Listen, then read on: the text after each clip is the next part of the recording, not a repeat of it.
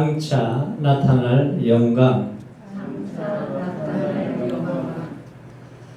잔 웨슬레는 우리가 하나님 앞에 설 때에 세 가지 질문을 받는다고 그랬어요.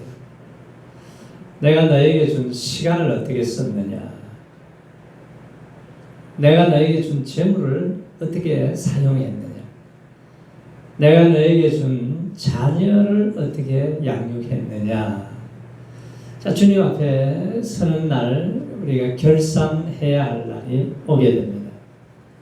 자, 내 삶을 결산한 날 하나님으로부터 우리가 인정받는 삶을 살려면 내가 어떻게 살아야 할 것인가를 우리가 생각하면서 우리가 살아야 됩니다. 자, 내가 예수를 믿고 변화된 것이 뭐가 있습니까? 자, 예수님께서는 나를 어떻게 구원하셨어요? 나를 구원하시기 위해서 십자가에서 몸이 찢어지고 피를 흘리고 모든 것을 다 주셨습니다. 그리고 난 후에 나를 구원해 주시고 내가 너를 핏값으로 샀다. 예수님의 핏값으로 나를 사셨어요. 그래서 너는 값으로 산 것이 되었으니 이제 너는 너의 것이 아니라 내 것이다. 이렇게 말씀을 하세요. 그래서 우리가 예수 믿고 난 이후에 주님을 위해서 살면은 어떤 일이 일어나느냐? 우리가 주님을 위해서 복음을 전하고 주님을 위해서 살면은 좋은 일만 일어날까요? 그렇지 않아요. 핍박도 있고 고난도 있고 대적들이 나타나고 악한 사탄 마귀도 우리를 넘어뜨리기 위해서 끊임없이 공격을 하게 됩니다. 그런데 내 기준으로 내 고집대로 살면은 내 욕심대로 살면은 마귀는 건드리지도 않아요. 아무 일도 일어나지 않습니다. 그러나 우리가 주님 앞에 결산해야 하는 날 우리가 어려서부터 청년 또 노년기에 이르기까지 내 삶을 다 살고 나면은 이것이 다 기록이 되잖아요. 그래서 주님 앞에 서는 날 결산해야 할 날이 온다는 거예요. 그래서 이 마지막 때에 우리는 어떻게 살아야 되느냐? 자, 사도 바울이 예수를 믿고 믿음으로 살려고 하니까 복음 증거하는데 헌신하자. 환난이 찾아와요. 핍박이 찾아옵니다. 자, 선교사가 되어서 예수 이름을 증거하고 예수 이름을 높이면서 살아갈 때에 바울이 깨달은 것이 뭐예요? 물론 내가 경건하게 살고자 하는데 핍박이 온다는 거죠. 자, 예수님이 하신 말씀을 우리가 기억하면서 사명자들은 이 말씀을 기억하며 살아야 돼요. 너희들이 내 이름을 위해서 내 이름을 높이고 예수 이름을 위해서 살게 되면은 너희를 욕하고 핍박하고 거짓으로 거스려 모든 악한 말을 할 때에 너희에게 복이 있나니 기뻐하고 즐거워하라. 너희의 상이 큼이라고 그랬습니다. 우리가 예수 이름을 위해서 욕을 먹고 핍박을 당하고 손해를 보고 불이익을 당할 때에 그때 원망하고 불평하는 것이 아니라 기뻐하라는 거예요. 왜? 하늘의 상. 우리가 이 땅의 삶을 정리하고 주님 앞에 가서 계산하는 날이 되면은 그날에는 상이 있다는 거죠. 자, 바울은 복음을 전하면서 핍박이 갈수록 거세집니다. 공격하는 세력들이 많아져요. 배후의 악한 사단의 세력들이 사람들을 자꾸 선동을 시켜서 괴롭힙니다. 이제 1차 전도 여행을 하는데 비시디의 안디에 가서 복음을 전하니까 이방인들이 복음을 듣고 기뻐하고 찬송하고 영생을 주시기로 작정된 자들 다 믿었다고 그랬어요. 그런데 같은 동족 유대인들이 악감을 품기 시작하더니 유명한 기부인들을 선동을 시켜가지고 바울을 치려고 해요. 그래서 바울을 너무 괴롭히니까 성에서 아주 쫓아내버렸습니다. 그랬더니 바울이 포기했습니까? 아니에요. 이고니온으로 갔어요. 이고니온에 가서 복음을 전합니다. 그러니까 바울에게는 가는 곳마다 복음을 전하는 거예요. 허다한 무리가 예수 믿고 주께로 돌아오는데 또 반대하는 핍박자들의 유대인들이 이방인들까지 막 선동을 해서 형제들이 악감을 품게 만들어요. 그래도 담대하게 복음을 증거하니까 유대인과 간원들이 합심해서 사도 바울을 이번에는 돌로 쳐서 죽이려고 해요. 그렇게 우리가 복음을 증거하고 하나님의 나라를 위해서 일을 하려고 그러면은 여러분들은 막 흔들 때가 있어요. 막 원망 불평이 쏟아져 나오게 해서 넘어뜨려 가지고 봉사를 못하게 하든지 하나님의 일을 못하게 하든지 그럴 때가 있어요. 자, 인생에 큐 사인이 떨어지자마자 리허설은 없습니다. 흔히들 인생을 마라톤에 비유하잖아요. 우리가 마라토너들이 뛰다 보면은 산 언덕을 올라갈 때 숨이 찹니다. 또 막 가파른 길이 있어요. 그리고 이제 숨이 차면은 처음에 그냥 힘을 탁 쏟아버리지 않잖아요. 마라톤은 끝까지 뛰어야 되니까 자기의 체력을 안배를 또 물을 마시고 준비하면서 이 거리를 조정하면서 잘 끝까지 완주할 때에 승리자가 됩니다. 우리 신앙의 경주도 마찬가지예요. 처음에 보면 막 처음에 뜨거웠다가 금방 막 뜨거웠다가 그냥 자빠져 버리면 끝나는 사람도 있고, 끝까지 완주하기 위해서는 우리가 씨앗이 껍질을 깨뜨려서 싹으로 자라기를 기다리듯이, 강이 바다에 이를 때까지 기다리듯이 우리가 내면을 깊이 들여다보면서 기다릴 줄 아는 지혜를 배우면서 우리가 멸류관을 바라보면서 달려가야 됩니다. 자, 바울이 어떻게 살았습니까? 선한 싸움을 싸고 달려갈 길을 마치고 믿음을 지켰다고 그랬어요. 끝까지 믿음을 지켰다고 그래요. 자, 핍박이 점점 거세어지고 복음 전도를 포기하느냐? 아니요. 바울은 그 가슴이 더 뜨거워졌어요. 육체는 고통을 당하는데 그 마음의 심령은 뜨거워져서 어디로 가냐면 루스드라로 갔더니 길을 가는데 나면서부터 안진뱅이가 있어요. 이렇게 보니까 저 사람은 고칠 만한 믿음이 있는 것 같아서 나사렛 예수 이름으로 일어나라고 명령을 하자마자 벌떡 일어납니다. 그러니까 주위에 모여있던 사람들이 야, 바울과 바나바가 하늘에서 내려온 신이다 그러면서 바울과 바나바에게 제사를 드리려고 합니다. 그랬더니 여러분, 나도 똑같은 성경을 가진 사람입니다. 우리가 이런 일을 하는 것은 천지를 지으신 하나님께로 돌아오라고 우리가 이 복음을 전하기 위해서 온 것입니다. 헛된 일을 버리고 하나님께로 돌아오십시오. 자신들에게 제사를 못하게 했어요. 자, 그러자 이 악한 마귀는 가만히 있습니까? 아니, 반대자들을 끌어모읍니다. 반대 세력이 점점 커져요. 핍박자들이 점점 커져요. 그래서 유대인들이 안디옥에서 또 이고니온에서 거기 있는 사람까지 전부 몰려와가지고 바울을 돌로 쳤습니다. 돌로 쳤는데 죽어버렸어요. 그래서 죽은 줄 알고 성 밖에다가 버려버렸습니다. 버렸는데 하나님께서 초자연적인 역사로 그를 살려주셨어요. 자, 이 정도가 되면은 여러분들 어떻게 하시겠어요? 그래도 계속 복음을 전하겠습니까? 아마 대부분의 사람들이 좀 쉬어야 되겠다. 내가 이제는 만신창이가 되었다. 이제는 포기해야 되겠다. 이러다가 내가 죽겠구나. 그럴 수 있잖아요. 그런데 바울은 자기를 향해서 돌을 친 사람을 향해서 또 들어가는 거예요. 성에 들어가서 또 복음을 전하는 거예요. 세상이 감당할 수 없는 사람이 되었습니다. 하루는 제자들이 쭉 모여 있는데, 야, 너희들이 천국에 들어가려면은 많은 환난을 겪어야 할 것이다. 자, 내 영혼이 깨어서 일어나서 빛을 바라고 복음을 위해서, 주님을 위해서 살려고 하면은 사단 마귀는 그냥 있지 않아요. 사람들을 자꾸 선동합니다. 끊임없이 사람들을 통해서 이간질하고 공격을 하고 어떻게 하든지 내 가족을 통해서든지 예배를 못 드리게 만드는 거예요. 하나님 앞으로 나오지 못하게 만들어요. 우리가 아무런 지금 어려움이 없다면, 핍박이 없다 그러면은 내가 지금 잠자고 있다 그러면은 정확한 거예요. 자, 내가 복음을 위해 살고 믿음으로 살고 하나님의 나라를 위해 살려면 어떻게 해야 되느냐? 야고보서 기자가 그랬죠. 여러 가지 시험이 와요. 여러 가지 시험이 오면은 이길 수 있는 비결이 뭐예요? 온전히 어떻게 여기라? 기쁘게 여기라. 따라해보세요. 온전히 기쁘게 여기자. 여러 가지 시험, 한 가지 시험이 아니에요. 우리가 살다 보면 한 가지 시험이 아니라 여러 가지 시험이 다가옵니다. 가정에서 아이들의 문제, 경제적인 문제, 온갖 여러 가지 문제들이 다가와요. 그럴 때에 이길 수 있는 것은 막 싸움하는 것이 아니고 온전히 내가 기뻐하면은 어떠한 문제도 이길 수 있는 힘을 하나님이 주신다는 거예요. 하나님께 주신 기쁨을 받을 때에 바울이 배운 비결이 뭐냐면, 야, 너희들이 아무리 핍박을 하고 나를 괴롭혀도 나는 이길 수 있는 힘이 있다. 바울이 감옥에, 로마 감옥에 있을 때에 춥고 배고프고 헐벗고 힘들어요. 그런데 하나님이 주신 은혜를 입고 나니까 힘들지 않아요.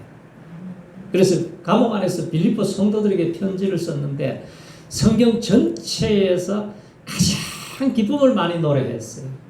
여러분, 예수님 안에 있으면 기뻐하십시오. 내가 다시 말합니다. 여러분이 예수 안에 있으면 항상 기뻐하십시오. 그래서 우리가 아무리 코로나 한파가 지나가고 문제가 생겨도 하나님이 주신 예배 시간마다 하나님의 은혜를 누리시기 바랍니다. 하늘의 기쁨을 충만히 누리시면은 어떠한 문제도 넉넉하게 이기게 될 줄로 믿습니다. 이 비결을 모르면은 집안에 싸움이 일어나서 얼마나 가정이 파탄이 오고 문제가 생기는지 몰라요. 자, 바울이 자신을 위해서 할 때는 아무 일이 없어요. 예수 믿는 사람 보면 막 열받아가지고 그냥 감옥에다가 쳐넣고 때리고 스데반 집사를 순교시킬 때 보세요. 가편 투표를 해서 죽여야 됩니다. 앞장섰던 사람이 바울입니다. 그런데 그가 예수를 만나고 나서 완전히 변화되잖아요. 자기 출세를 위해서, 자기 야망을 위해서 사람들을 괴롭히고 보복해도 아무런 문제가 없어요. 그게 최고인 줄 알았어요. 그런데 다메섹 도상에서 예수님을 만나고 나서 하나님의 말씀을 배우고 하나님을 알아가는데, 예수를 아는 짓이 가장 고상한 것이다. 내가 이제까지 추구했던 모든 내 인간적인 야망과 출세가 이게 배설물이구나, 똥물이라는 것을 깨닫게 된 거예요. 선교사가 되어서 기도하자 이번에는 2차 전도여행 하는데 아시아를 가기를 원해서 간절히 기도를 했습니다. 그런데 예수의 영이 허락지를 않아요. 마게도냐 한 상이 나타나서 보니까 이게 하나님의 뜻이구나 깨닫고 나서 가는 곳이 어디냐면 첫 번째 성 빌립보예요. 빌립보에 가서 기도처가 있는가 봤더니 없어요. 그래서 바닷가에 다니면서 이제 그걸 찾고 있는데 루디아라고 하는 여성 사업가를 만납니다. 그 여인에게 복음을 증거했더니 하나님이 마음을 활짝 열어주셨어요. 복음을 듣고 나서는 얼마나 기뻐하는지, 바울 선생님 우리 집에 좀 오셔서 우리 가족들에게 말씀 좀 전해주세요. 집에 갔어요. 집에 가서 말씀을 전하는데 온 가족이 다 예수를 믿게 됩니다. 그리고 하루는 길을 지나가다 보니까 귀신 들린 여종을 보았어요. 너무 귀신에 짓눌려가지고 괴롭힘을 당하는 것을 보고 마음이 아파서 나사렛 예수 이름으로 명하노니 귀신은 떠나갈지어다 그러니까 그 즉시로 귀신이 떠나가서 정상적으로 회복이 되었습니다. 그런데 그 주인이 화가 나가지고 자기가 그 귀신 점쳐가지고 돈을 버는데 귀신 쫓겨나니까 점괘가 안 나와요.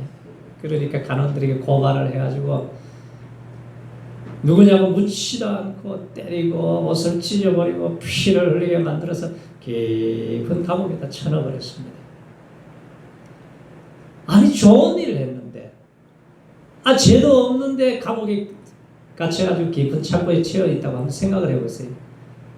우리 같으면은 내가 예수를 위해서 이렇게 열심히 일을 하고 사는데 이게 뭔 꼴이냐, 아마 원망도 할 수 있고 불평도 할 수 있잖아요. 그런데 바울은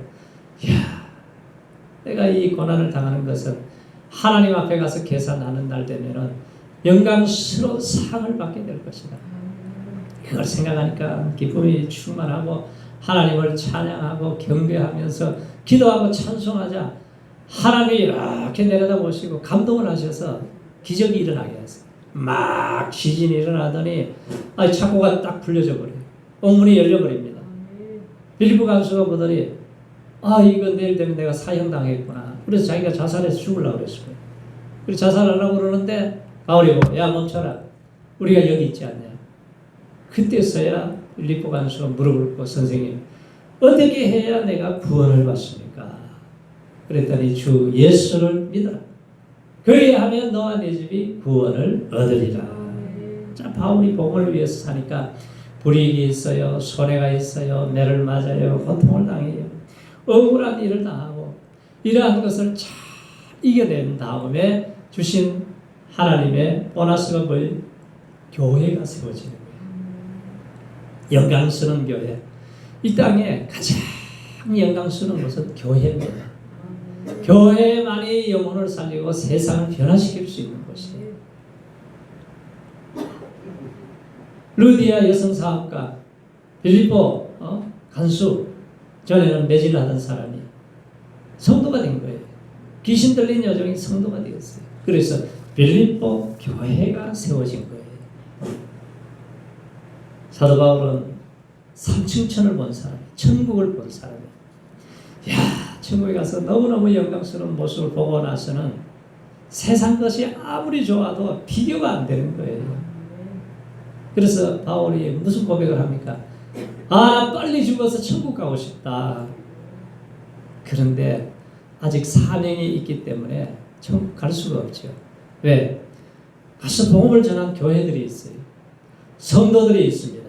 그런데 소문이 들려오기를 이단들이 공격을 하고 성도들끼리 싸움이 일어나서 교회가 갈라지고 이런 소문이 들려와요. 그리고 또 복음을 전해야 되고 그래서 내가 편지를 쓰고 내가 찾아가서 교회를 바로 세우고 성도를 바로 세우기 위해서 아직까지 내가 살아야 할 사명이 있기 때문에 그렇게 빨리 천국 가고 싶지만 내가 이 사명을 잘 감당해야 되겠다.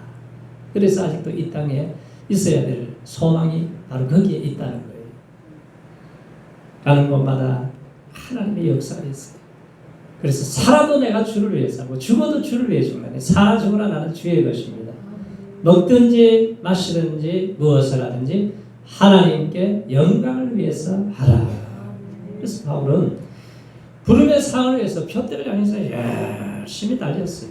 하나님을 주인으로 모시고 말씀 중심으로 교회 중심으로 살았습니다. 마가복음 10장에 보면은 예수님이 이런 말씀을 하세요. 너에게 이르노니 나와 및 복음을 위하여 집이나 형제나 자매나 어미나 아비나 자식이나 전토를 벌인 자는 금세에 있어 집과 형제와 자매와 모친과 자식과 전토를 100배나 받되 핍박을 겸하여 받고 내세에 영생을 받지 못할 자가 없느니라 그랬습니다. 하늘의 영광을 본 자들은 하늘의 후사들은 하나님의 영광을 얻기 위해서 고난도 받아야 할 것을 고백하면서 살았습니다. 오늘 본문에 보세요. 17절을 같이 읽어보세요. 17절에 시작. 자녀이면 또한 후사 곧 하나님의 후사요 그리스도와 함께한 후사니 우리가 그와 함께 영광을 받기 위하여 고난도 함께 받아야 될 것입니다. 사도 바울은 세계 최고의 학부 가말리엘에서 공부를 했습니다. 지금 같은 서울대학교, 하버드대학교 법학과를 졸업한 사람이에요.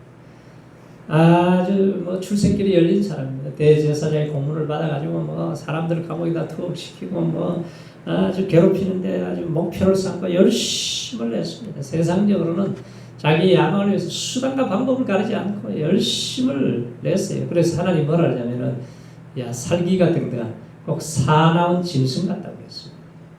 그렇게 살던 사람이에요. 그런데 그가 예수님을 만나고 나서 하나님의 영광을 바라보고 난 다음에 하늘의 보화를 발견하고 인생을 복음 전도에다 다 투자를 하잖아요. 산자와 죽은 자를 심판하실 그리스도 앞에 서야 할 날이 온다. 때를 얻든지 못 얻든지 말씀을 전파해야 된다.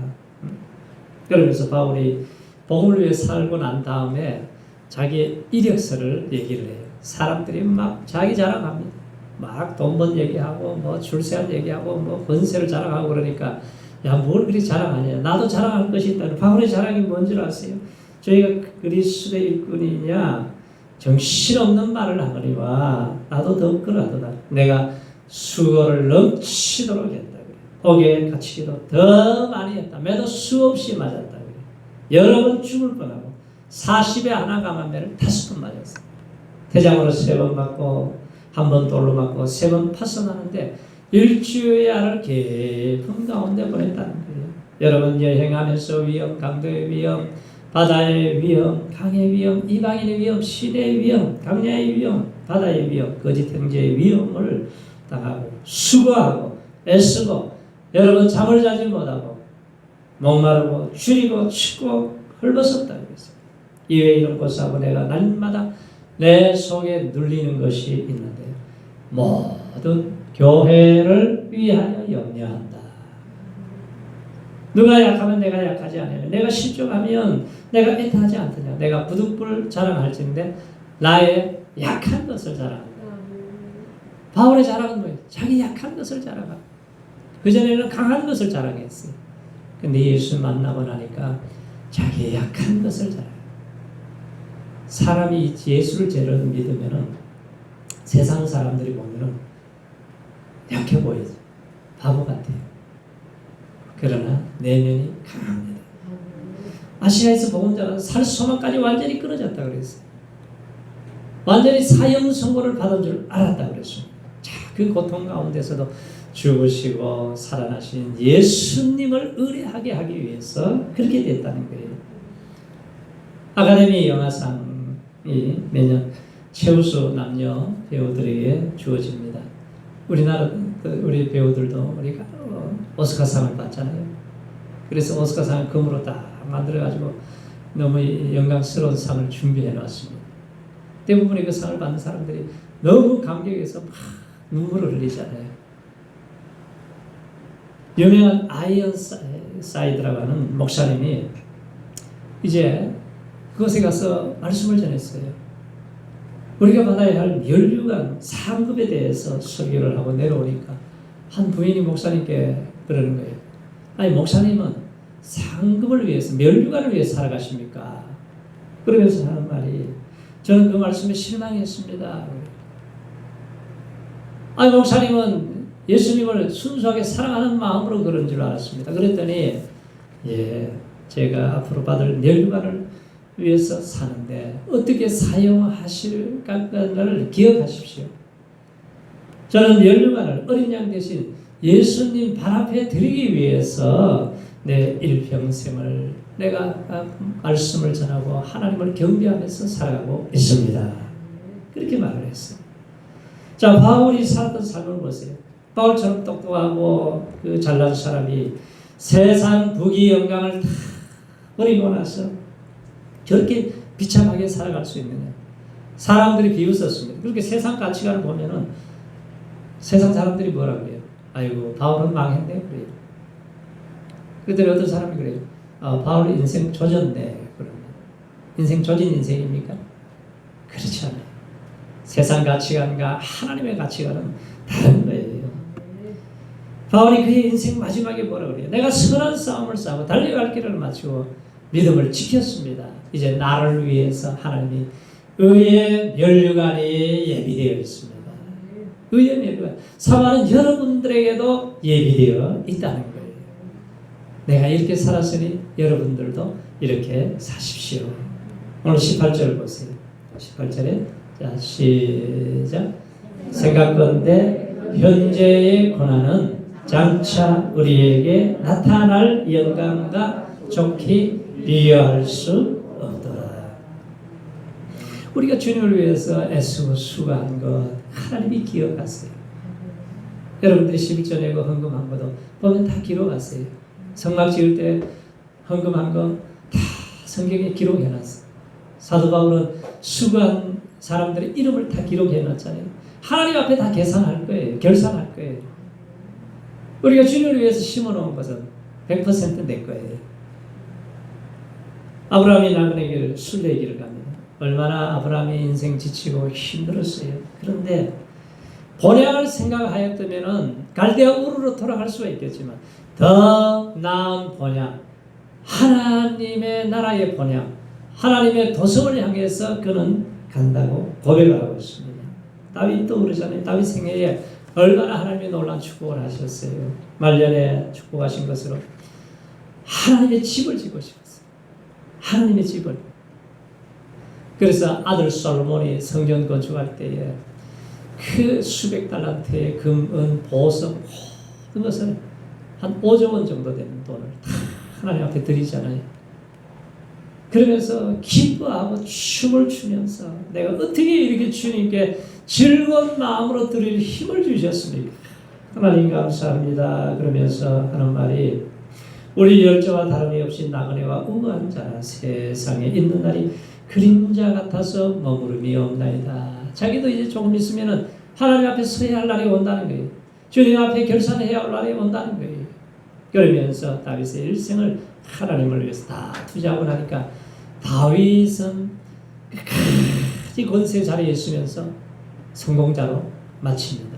대부분의 사람들은 왕이 20명이라면 거의 18명은 권세 자리에서 다 무너져요. 그런데 다윗은 끝까지 지키잖아요. 왜? 그에게 고난이 많았기 때문에, 그에게 고통이 많았기 때문에. 그래서 이 고난이라고 하는 것은 우리에게 큰 축복이 되는 거예요. 고난을 믿음으로 이기면은 반드시 이기고 승리하게 될 줄로 믿습니다. 우리가 예수를 믿고 살아오면서 내 신앙의 현주소, 내가 어디에 있는지, 내가 지금 어디로 가고 있는지, 내가 하나님의 나라의 시민권자로 제대로 살아가고 있는지 우리가 생각을 해봐야 됩니다. 오웬 루츠가 말하기를 하나님은 우리에게 상급을 주신다고 약속하셨기 때문에 우리를 초대하신다고 그랬어요. 어떤 상급을 주시는지 주님이 결정하시는데 주님은 내 생각보다도 좋은 것을 주신다. 하나님 아버지를 기쁘시게 함으로 상을 받듯이 그리스도를 기쁘시게 할 때 우리가 상을 받게 된다는 거예요. 여러분, 사람들의 인정을 받기보다는 하나님의 인정을 받으시기 바랍니다. 모슬렘 지역의 선교사 사무엘 제머가 8일 사이에 3살 된 딸과 7살 된 딸이 죽었어요. 근데 온도가 그냥 가장 시원하다고 하는 베란다의 온도가 41도, 42도예요. 그리고 좌절이 찾아오고 자녀가 죽고 나니까 얼마나 절망이 찾아와요.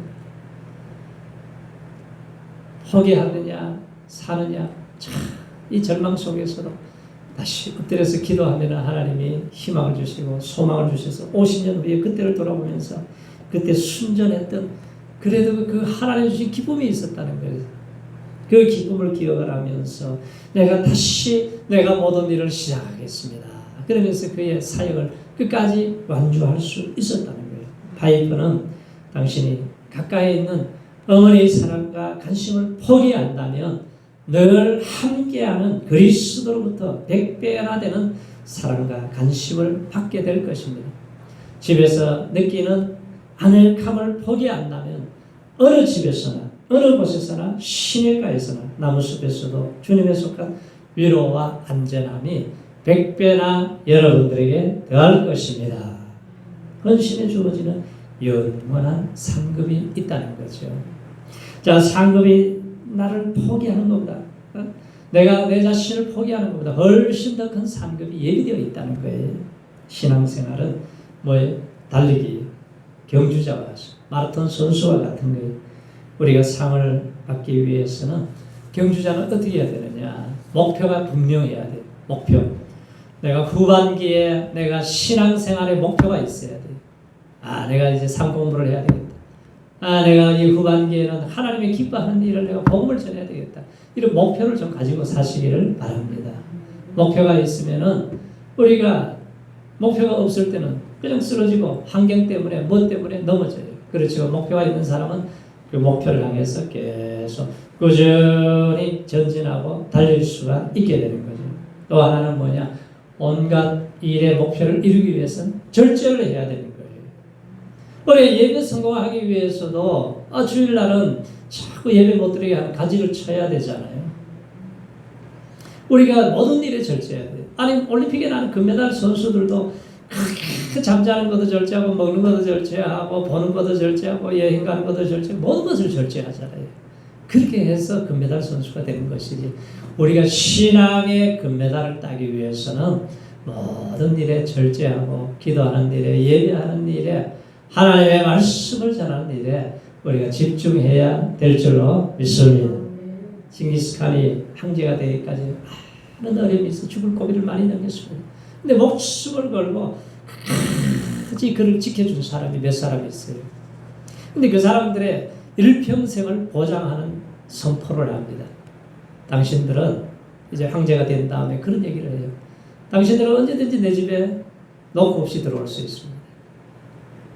그리고 전쟁에서 얻은 가장 좋은 것은 당신들에게 줄 것입니다. 당신들에게는 평생 세금이 면제됩니다. 만약에 당신이 사형 선고를 받을 죄를 저질렀다 그래도 9번까지는 내가 용서해 주겠습니다. 그리고 이 땅에 가지고 싶은 땅은 다 가지십시오. 이것은 4대까지 당신들에게 줄 것입니다. 아니 한 황제를 위해서 목숨을 걸고 일한 사람이 일평생도 지켜주시고 4대까지 보장을 한다고 그러는데 하나님이 나를 위해서 보장하는 것은 4대가 아니라 영원한 상급이 될 줄로 믿습니다. 얼마나 영광스러운 거예요. 그래서 하나님은 네가 죽도록 충성하라. 그리하면 생명의 면류관을 주시리라. 이 면류관의 주인공이 다 되시기를 축원합니다.